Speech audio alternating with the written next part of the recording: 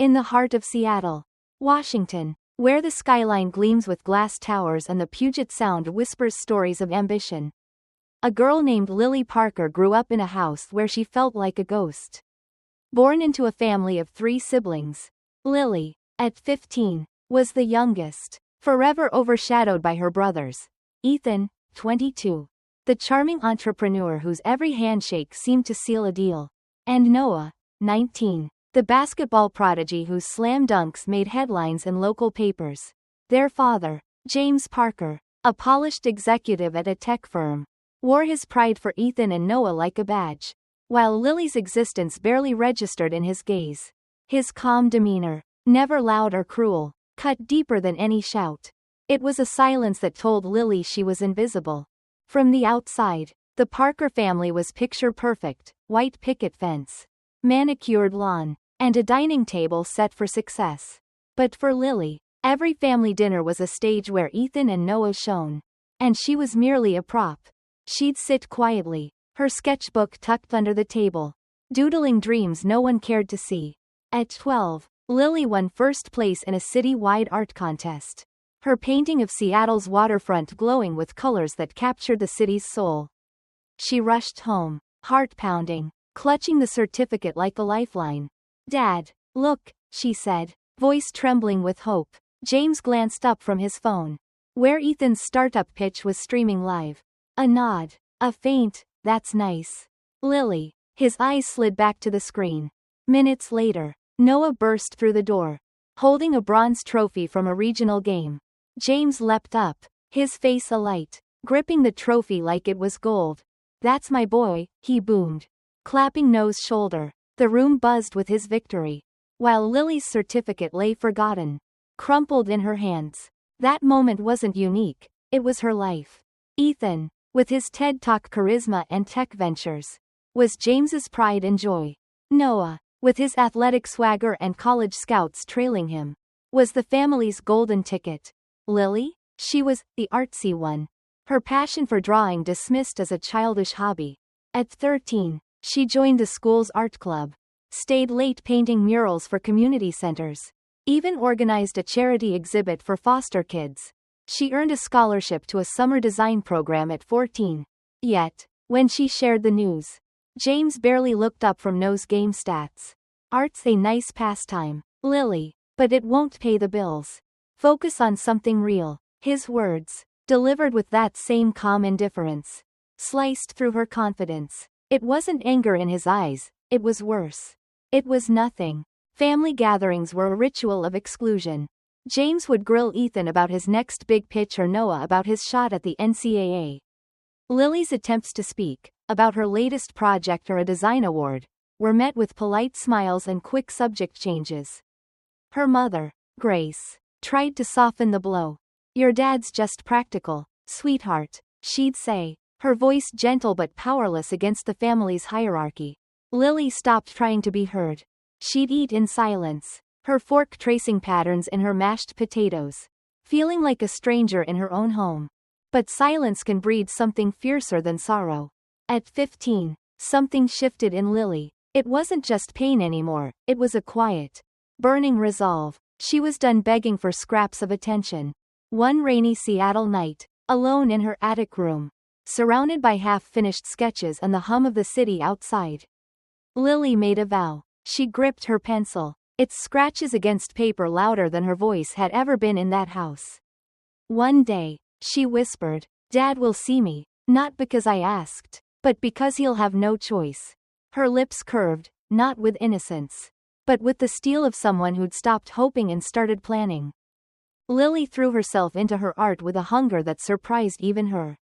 While her friends chased summer flings or viral TikToks, she took a part-time job at a quirky bookstore on Pike Street, shelving novels and sneaking art books to study in the back.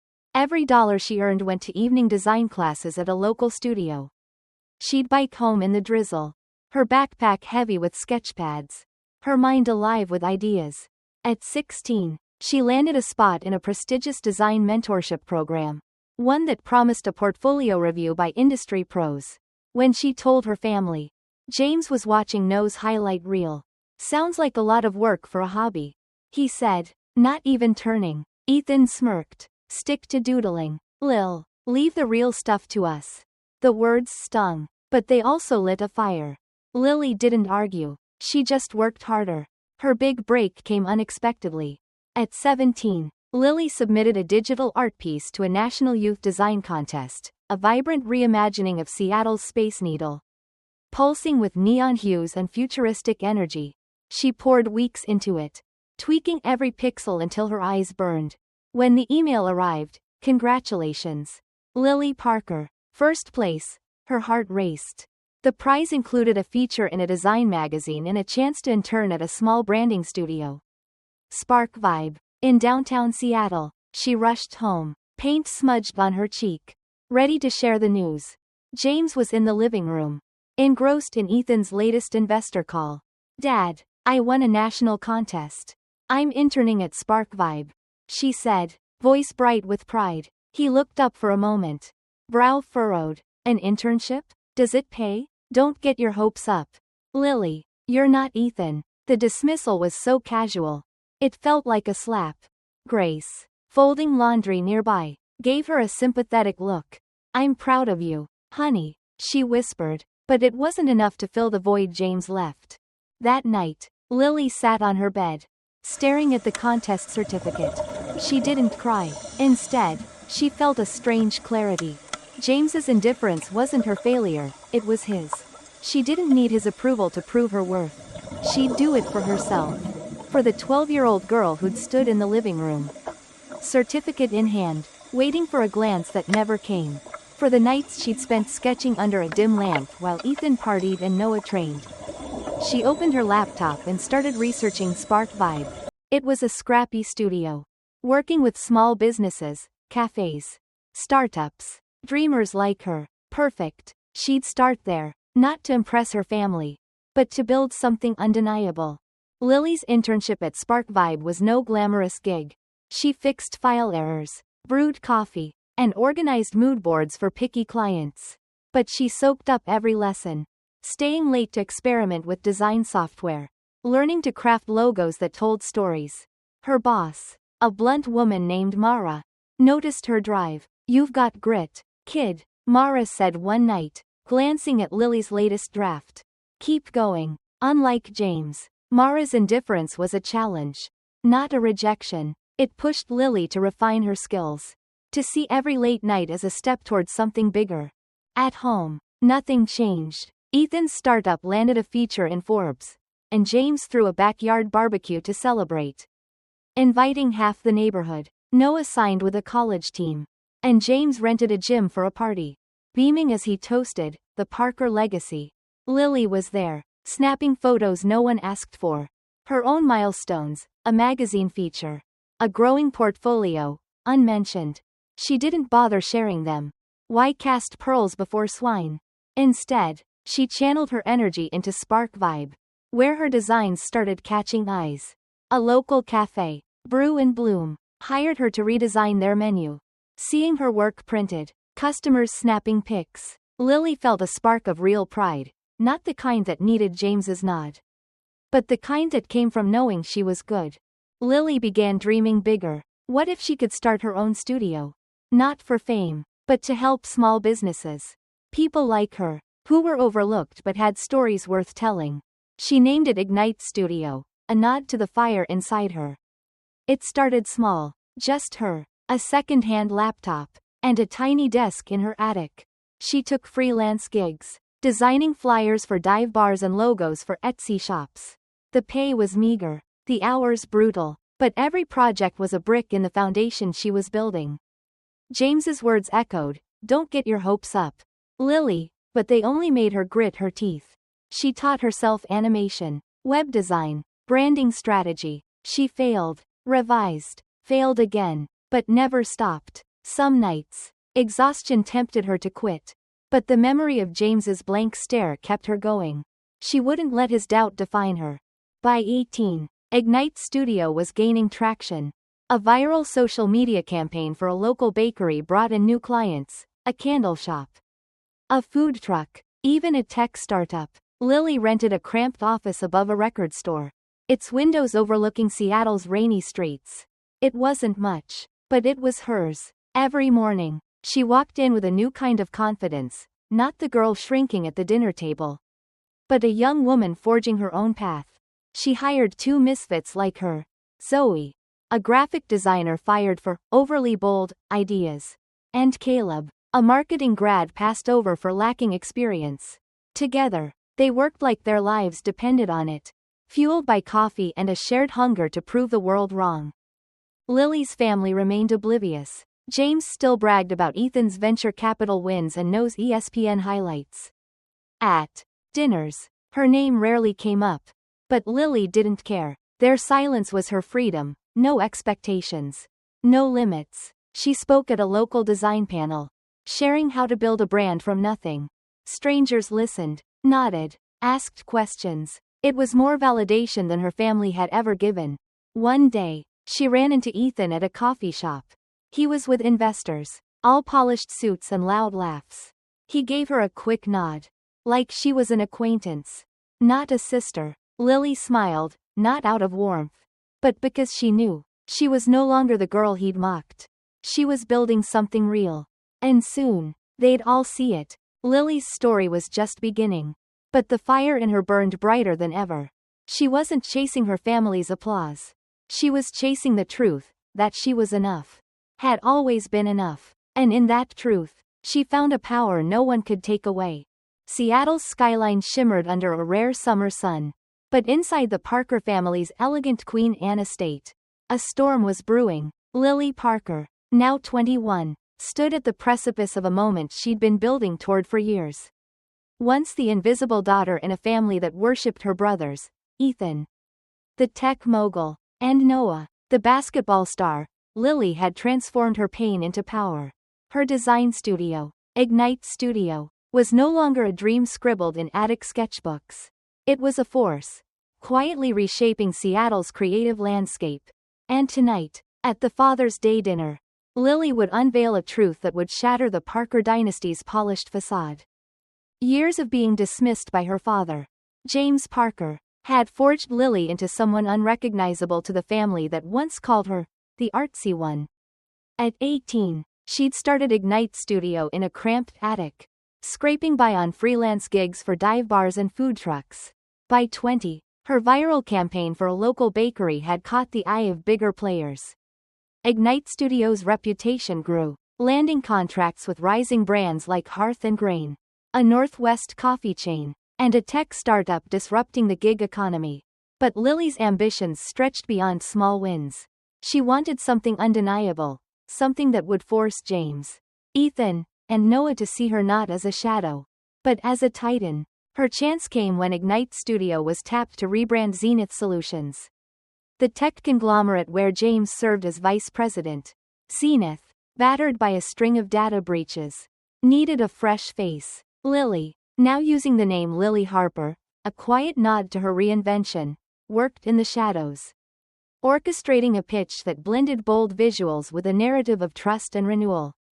Zenith's board, unaware of her connection to James, chose Ignite Studio over global giants. The contract gave Lily's team full control over Zenith's brand identity. Every logo, campaign, and public statement would need her approval. But Lily didn't stop there. She uncovered a buried detail. James had leveraged the family's Queen Anne estate as collateral to cover Zenith's losses during a rough quarter. When Ignite Studio partnered with a private equity firm, Apex Holdings, to stabilize Zenith's finances, the estate's deed quietly transferred to Lily's name. She owned a house her family called home. The Father's Day dinner was the stage for her reckoning. Lily arrived in a sleek, midnight blue Tesla Roadster, a car James had once admired in a magazine but deemed impractical. She paid cash, every cent earned from Ignite Studios contracts. In her hand was a sleek titanium briefcase, its contents heavier than gold, the Zenith contract and the property deed. As she stepped out, her tailored charcoal suit caught the light. Sharp and understated, a far cry from Ethan's flashy designer labels or Noah's athletic swagger. James stood on the porch, his brow furrowing at the sight of the car. Ethan, sipping a craft beer, offered a smug grin. Noah, adjusting his watch. Barely glanced up. Lily didn't flinch. She walked into the courtyard, her heels clicking with the rhythm of someone who owned the ground beneath her. Inside, the dining room glowed with the same warm familiarity, crystal chandeliers, linen tablecloths, the clink of wineglasses. But the air was thick with routine arrogance. James sat at the head, king of his curated empire, toasting Ethan's latest venture capital coup. To my son, rewriting Seattle's skyline, he said, raising his glass. Noah chimed in, boasting about his new Nike endorsement. His face plastered on billboards across I-5. Grace, their mother, smiled softly, her eyes flickering to Lily with a mix of pride and worry. Lily sat at the table's far end, the titanium briefcase on her lap, her expression unreadable. She waited, letting the family's script play out. When Noah finished bragging about his ESPN feature, James leaned back, his gaze sliding to Lily with a dismissive smirk. And you, Lily? Still doodling for coffee shops, I presume? Ethan laughed, sharp and cutting. Yeah, Lil, when are you gonna join the real world? Noah tapped his fork, smirking. Some people just aren't built for the big leagues. Right, Dad? The words were familiar, knives they'd wielded for years. But tonight, Lily didn't wince. She placed her glass down, the soft clink slicing through their laughter like a guillotine. Funny you mention the big leagues, she said, her voice low but commanding, like a tide pulling back before a wave. I have a story to share, if you'll indulge me. Dad, James waved a hand, impatient. Make it quick, Lily, we're talking serious business here. She smiled, slow and deliberate, opening the briefcase with a click that echoed in the silent room. She slid a document across the table, its crisp pages embossed with Zenith's logo. Zenith Solutions signed a rebranding contract with Ignite Studio, she said, her eyes locked on James. My studio, the one you called a hobby. James's face tightened, his fingers twitching around his wineglass. Ethan's smirk faltered. Noah leaned forward, squinting at the paper. Lily continued, her voice steady as steel. This contract gives Ignite Studio full control over Zenith's brand for the next 7 years. Every campaign, every press release, every boardroom headshot needs my signature. In other words, Dad, your company's image answers to me now. The room froze. James's eyes darted to the document, his breath shallow. Ethan scoffed, but his voice shook. This is a joke, right? You're not serious. Lily didn't blink. No joke, Ethan. And there's more. She pulled another document from the briefcase, the property deed, and placed it beside the contract. The Queen Anne estate, the one you mortgaged to prop up Zenith last year? It's mine. When Apex Holdings backed our deal, the collateral transferred to Ignite Studio. This house, your legacy, it belongs to me. Her words landed like thunder. Grace gasped, her hand trembling over her napkin. Noah's jaw dropped, his bravado gone. James stared at the deed, his face pale, the weight of his own decisions crushing him. Ethan tried to recover, his voice sharp. You think a couple of papers make you one of us? You're still the kid with the crayons. Lily's gaze didn't waver. I'm not one of you, Ethan. I'm beyond you. She stood, her presence filling the room. For years, you called me a failure. Tonight, I'm the one holding your world in my hands. Happy Father's Day, Dad. From now on, every time you step into a boardroom, remember, I decide how you're seen. But Lily wasn't done. She'd anticipated their denial. As James opened his mouth to protest, the doorbell chimed. A man in a tailored suit entered, Victor Lang, Apex Holdings legal counsel. He carried a leather portfolio, his smile professional but pointed. Mr. Parker, he said, placing it before James, you'll want to review this. Apex has acquired a 70% stake in Zenith Solutions. A key term of the deal names Ignite Studios founder, Lily Harper, as interim CEO. Effective immediately, you'll transition to an advisory role with no executive power. James slumped back, his hands shaking. Ethan's glass slipped, wine spilling across the tablecloth like blood. Noah stared at Lily, his usual swagger replaced by shock. Victor nodded to her. Miss Harper, the board awaits your directives. Lily crossed her arms, her voice calm but piercing. To be clear, Dad, I'm your boss now. Your legacy, your name, it's mine to shape. The final blow came softly. One last thing, Lily said, pulling a third document from her briefcase. I've legally changed my name to Lily Harper. Parker doesn't define me anymore. I've built my own name. One you can't ignore. She turned to the door. Her steps deliberate, the titanium briefcase swinging lightly in her hand. I won't evict you from this house, she said over her shoulder. It's still home, but it's mine. Live in it, but know who holds the keys. As the door closed behind her, the Parker family sat in stunned silence. James, the man who'd once ruled with unshakable confidence, stared at the papers, his empire reduced to ink on a page. Ethan clenched his fists, his bravado crumbling, nose head bowed, his napkin twisted into knots. Grace wiped a tear, her silence louder than words.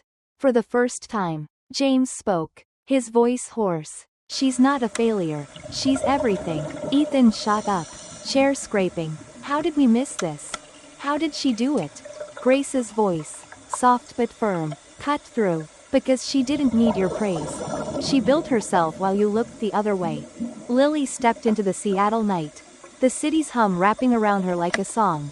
Her Tesla purred to life, the dashboard greeting her. Welcome, Miss Harper. She glanced at the estate in the rearview mirror, its lights dim against her resolve. For years, she'd been the girl in the wings, watching Ethan and Noah bask in James's spotlight. Tonight, she'd taken the stage, illuminated by a light she'd forged herself. She didn't do it for revenge.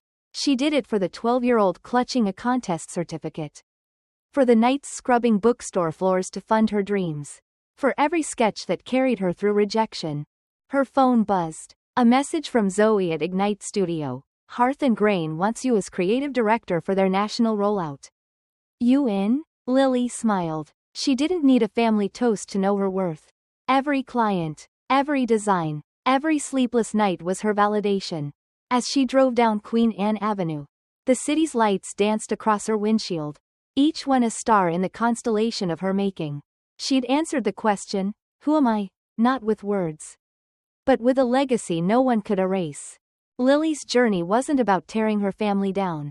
It was about building herself up, proving that true worth doesn't come from others' applause, especially those who once dismissed you. Silence, grit, and unrelenting resolve were her weapons. Sharper than any insult, she'd saved herself, and that was the greatest victory.